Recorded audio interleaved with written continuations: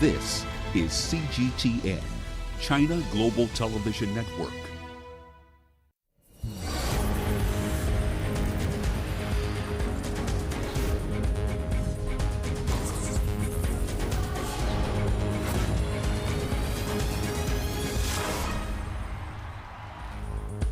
A new dawn is upon the Confederation of African Football.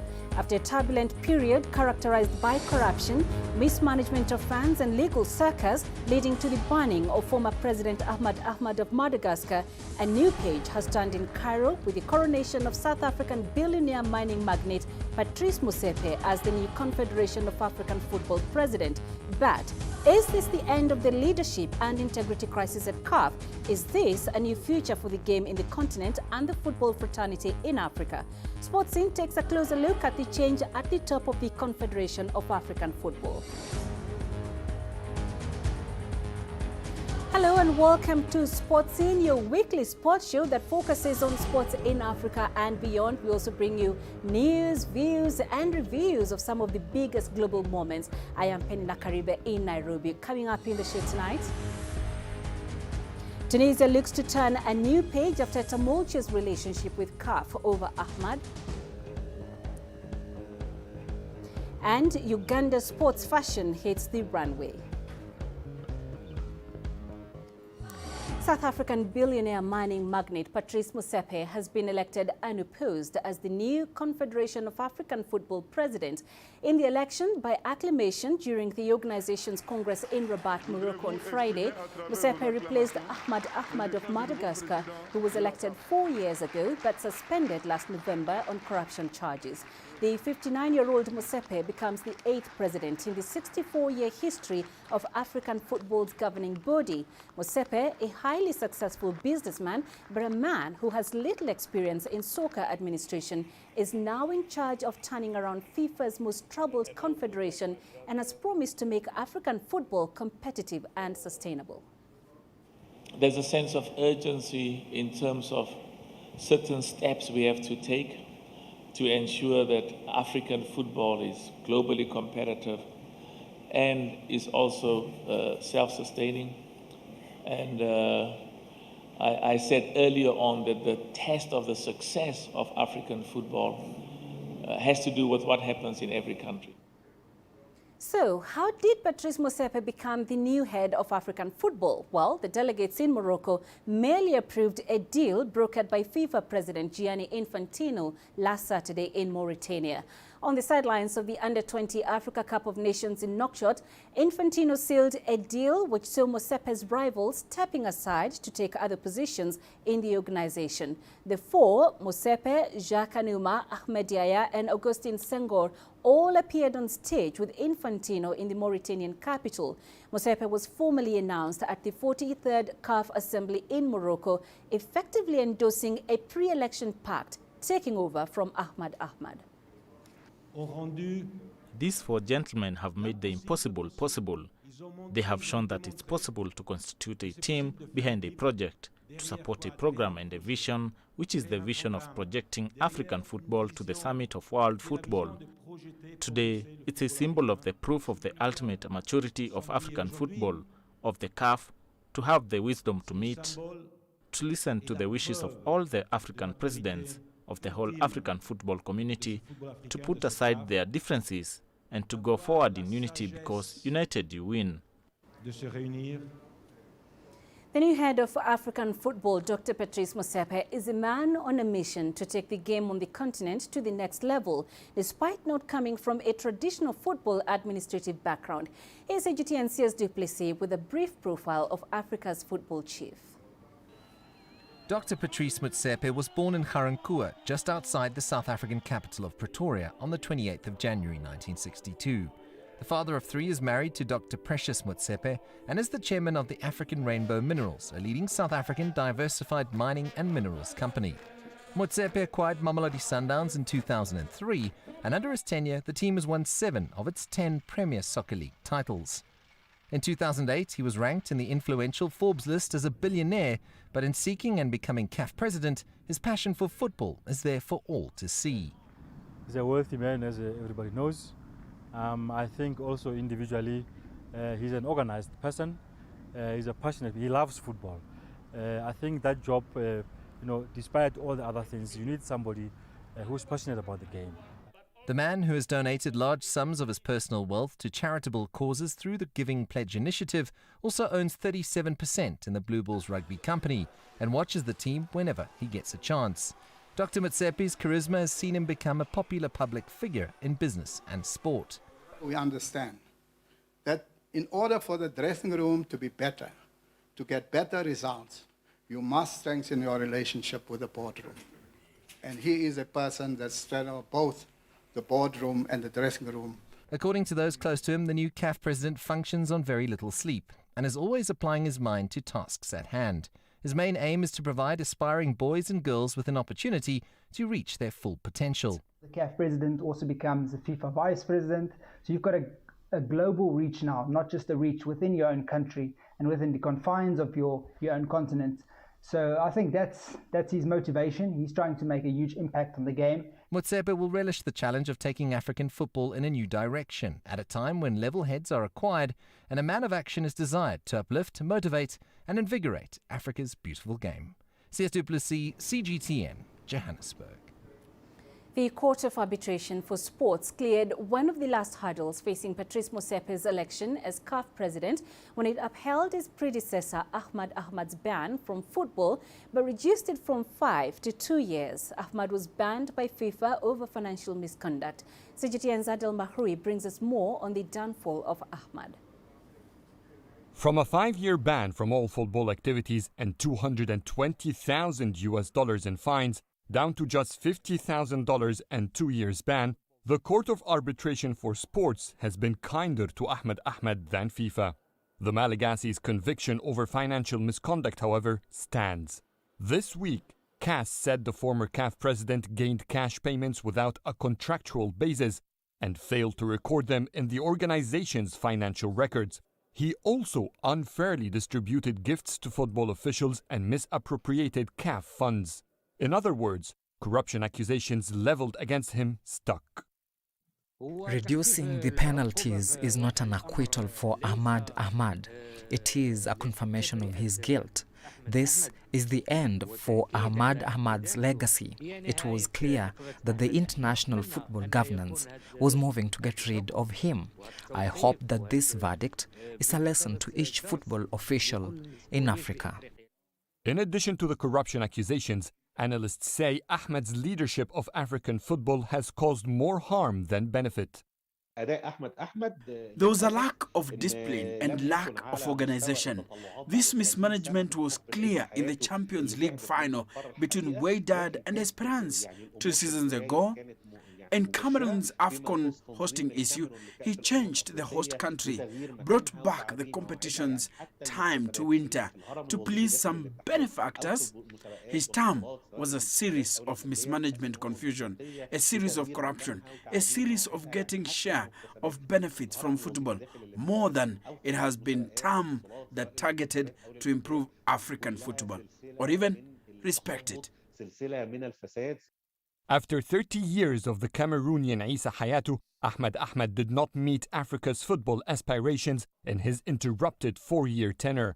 Instead of liberating the continent, the corruption accusations gave FIFA leverage over CAF. For the first time in history, FIFA managed a continental body while auditing its finances, which has brought President Gianni Infantino unprecedented power over CAF. I believe it's a shame when all Europe says that Infantino is playing ball with CAF.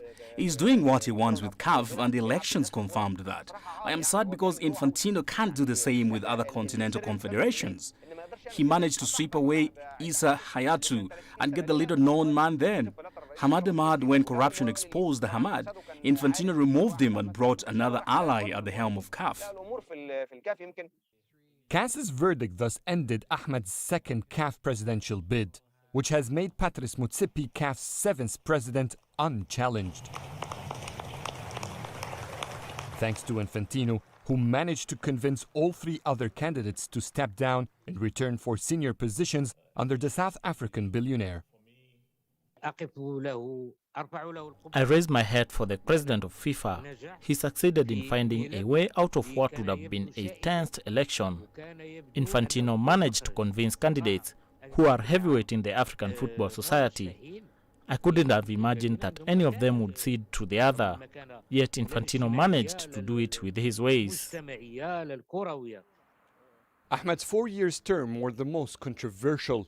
He has been forced to step aside, maybe hoping to once again re-emerge after his 2 years ban, while Africa hopes that it could finally see an end to football corruption.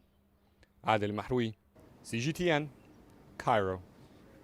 You're watching Sports 10. Let's take a short break. Coming up.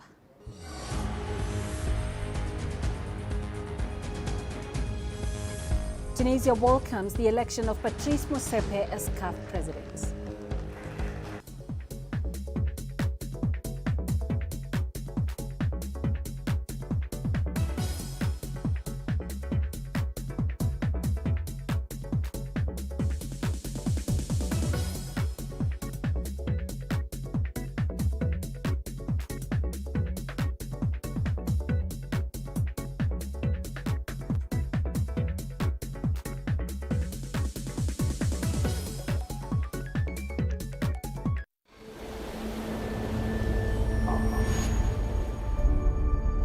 How would you create your legend?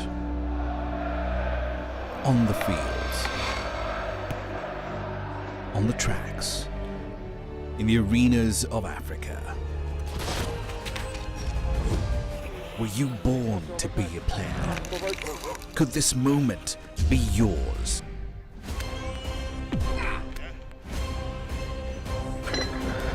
Sports Scene. Find your game.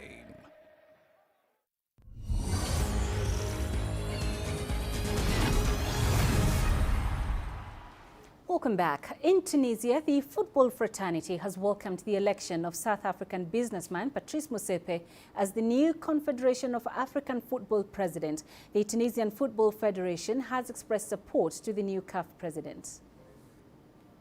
Experts believe that with more financial means, Patrice Motsepe seeks to empower African clubs. In addition, the new CAF boss also aims to modernize sports infrastructure and stadiums throughout Africa with lucrative stadium naming rights. Mamelodi Sundowns is a professional club in the way it's managed and financed. Motsepe has an ambitious project for African football. He wants to make the CAF Champions League just like UEFA Champions League by attracting rich investors. Football analysts say Ahmed Ahmed's CAF presidency was troubled. Therefore, Patrice Motsepe wants to change the image of football institutions in Africa, which was tarnished and marked by corruption scandals. The corruption scandals brought African football to its knees, and many CAF officials lost credibility over the last 2 years.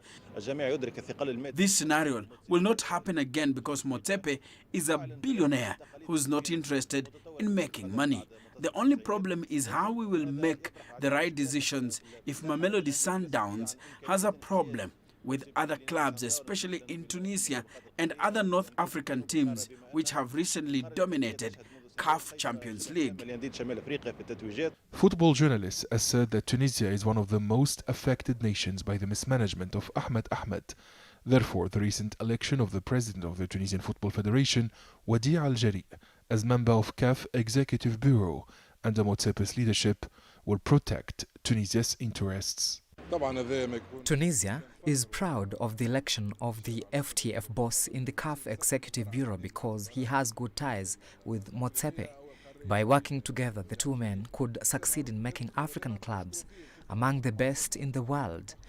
Tunisians feel relieved after the election of Motsepe, who both came to serve football in Africa.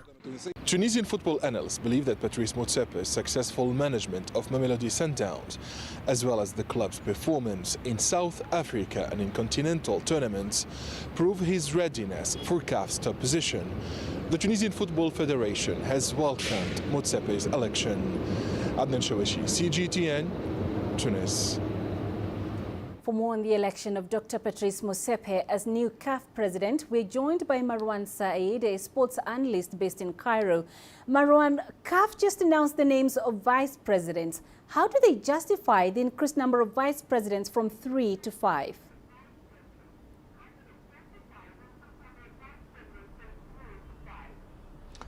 Well, honestly, let's look at it in a realistic way. No matter what angle you take to try to analyze why do we need 5 vice presidents, it always looks like these vice presidents, some of them, they dropped out of the race because they were promised this role, and in the situation that Motsepe wouldn't have any opponents so that he could win. It doesn't matter how we look at it. What matters now is that they are vice presidents and they need people. Someone needs to tell us what the roles will be. We can have 100 vice presidents, but as long as they don't have clear roles established so that everyone in the public knows what this man has to do, what this man has to do, and so on, then it looks like we're doing something very random and we're not really in control. So we need to have clear established guidelines on what the 5 vice presidents will do and how they will benefit African football. That's the most important thing at the moment to look at. Now, a FIFA president has been accused of interference in the CAF elections. Were African football delegates denied a chance to elect a candidate of their own choice?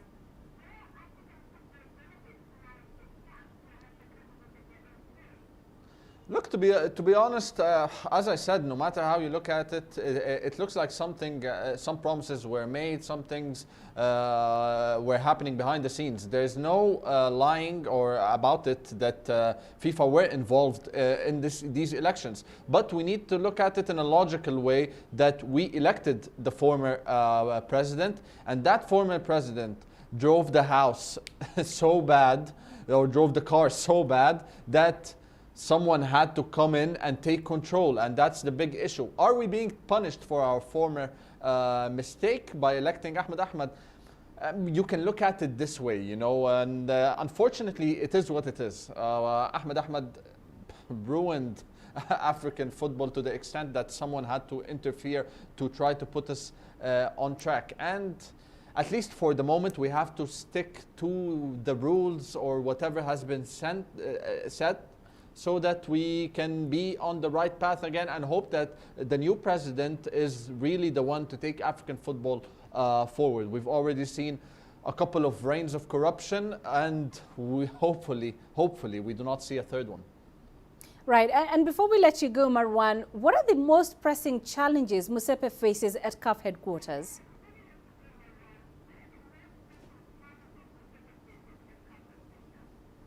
Look, his first challenge will be not to fall into the path of corruption. That's basically one of the red lights that he should see. Do not go into that path.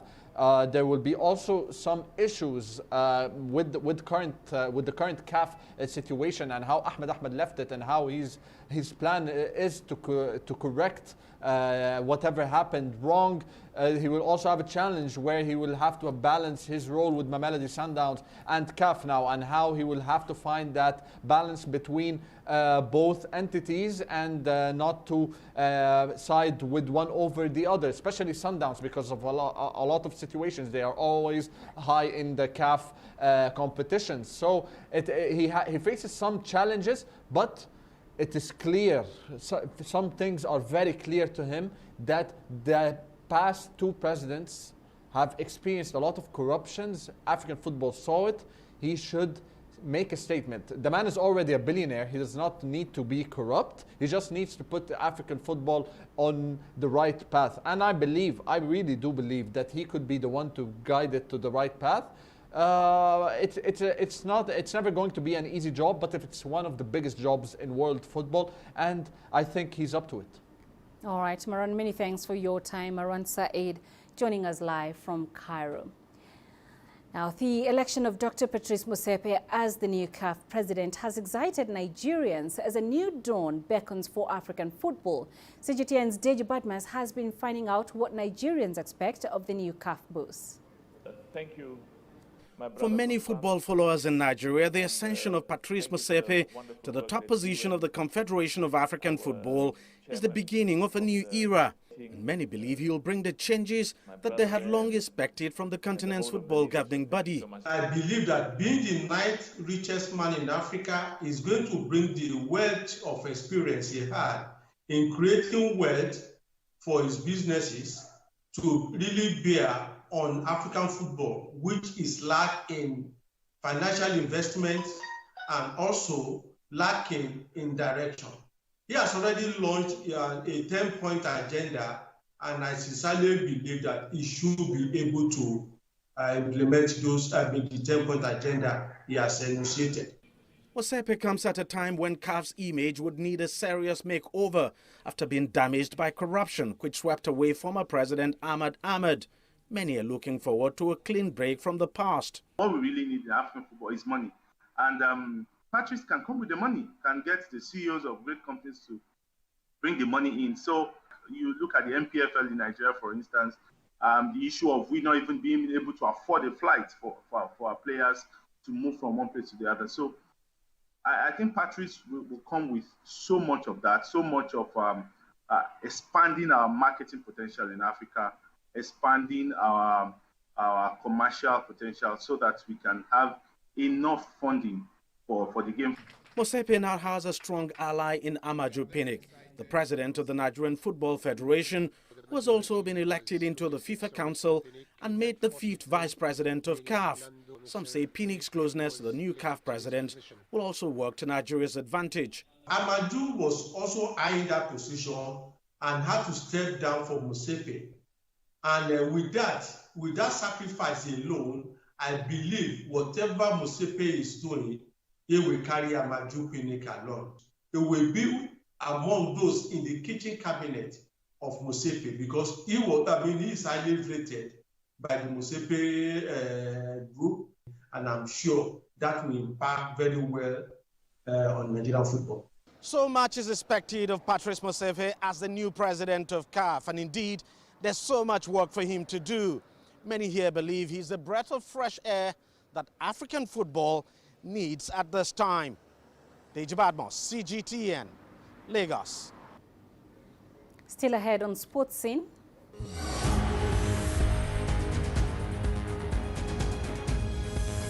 We head to Uganda for the sports fashion show. You don't find the stories of North Africa by sitting on the sidelines. You've got to get out, go there, and you'll find them. In the bazaars of Casablanca. Among the crowds in Cairo. Who come to visit Cairo, the ancient capital of Egypt. Along the waters of the Nile. Along the sands of the Sahara. No one else will take you where we can in North Africa. No one else will show you what it's all about. CGTN, see the difference.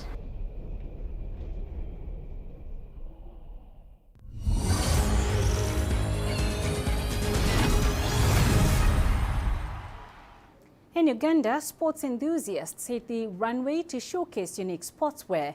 The fashion show, which is the first of its kind in the country, aims to encourage locals to put on the right gear and embrace healthy living, as CGTN's Hilary Ayesiga reports. This is not your usual runway show. It's athleisure style in fashion. Sportswear has become a trend. Very many people put on sportswear these days.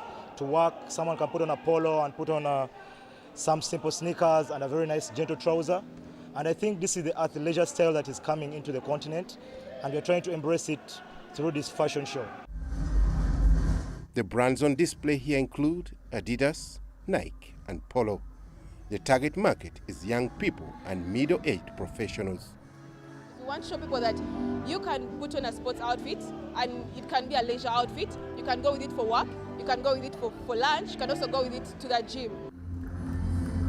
According to the Heuritech market intelligence platform, the athleisure sector has grown 42% globally in the last 7 years and it is expected to be worth over $250 billion by 2026. And analysts believe the popularity of athletic attire grew during the COVID-19 pandemic, with more people working from home. These models are not just making a fashion statement, they are promoting the culture of body fitness and workout among Ugandans. The theme for this event is Embrace Health Living that leads to a long, fun and productive life. Many young people, when they clock the age of 25, more so in Africa, we tend to relax. We actually think being so big means you're very rich, and we forget to work out. So what we want to do is, if this fashion show can achieve people starting to embrace sports as a lifestyle, we would have nailed it. According to the 2020 Global Nutrition Report, more than 10% of the adult population in Uganda is obese. Promoters of athletic fashion wear here believe taking up physical activity is the best therapy for lifestyle diseases, and they say they will help people look good doing it. Hilara Yesiga, CGTN, Kampala, Uganda. Egypt has just hosted the 2021 International Shooting Sport Federation World Cup. The events of the competition lasted a week and concluded on Thursday. Over 400 shooters from 32 nations competed in the tournament under tight health measures due to COVID-19 pandemic. Here's more from Adil Mahrouri. After several rejections to host the 2021 Shotgun World Cup, Egypt offered to host the event. Despite the COVID-19 travel restrictions, 400 shooters from 32 countries managed to join. It's less than the usual World Cup events, yet organizers here are very pleased with the turnout. This number was very huge due to the time being, because the people now is not able to come because their countries prevent them to come, to go out of their countries. At the beginning of the competition, I was focused, but I had to deal with a lot of pressure that we have the competition on our home country. It was difficult to deal with this kind of pressure. It's new for us, but we managed to do it well. This is the first Shooting World Cup event since the COVID-19 pandemic hit last year. So many players were eager to finally compete against international champions. The situation with Corona last year, we don't have any competition, and I'm very happy to start a new season with the World Cup. Last year we don't have international competition, we have only national competition, and now we start again. I'm very, very happy. I feel very happy because all team work hard this winter for this first competition. Now we win the gold, and we are very, very happy. Russian shooters dominated the first round of the World Cup by winning 9 medals, among them 5 golds. Croatia came in second place with 2 gold medals. Spain with 4 medals took the third place. Egypt came 7th, but still managed to break its own record in the World Cup. At the end of this competition, we got 2 medals. This is the first time since the establishment of the federation, 1950, that the Egyptian team got 2 medals in the World Cup. It was second competition in this season. This range very beautiful. Weather was very good because in Russia now it's very cold. So here was sunny, a little bit wind, but still. I can say this competition was a very good experience for me before going to Tokyo. This is the first time since 2009 that Cairo has hosted one of the events for the International Shooting Sport Federation's World Cup. Italy is scheduled to host the next Shotgun World Cup event in May. It's still not clear if the country will open up its travel restrictions before the event. Adil Mahrouri, CGTN, Cairo. And that's it for this edition of Sports Scene. Remember, you can send your feedback to the contacts on the screen and follow us on our digital media platforms. I'm Peninah Karibe. Thanks for watching. Before I go, check this out. All golfers have the occasional nightmare hole, as South Korea's Byung-Hun An found out during the opening round of the Players' Championship.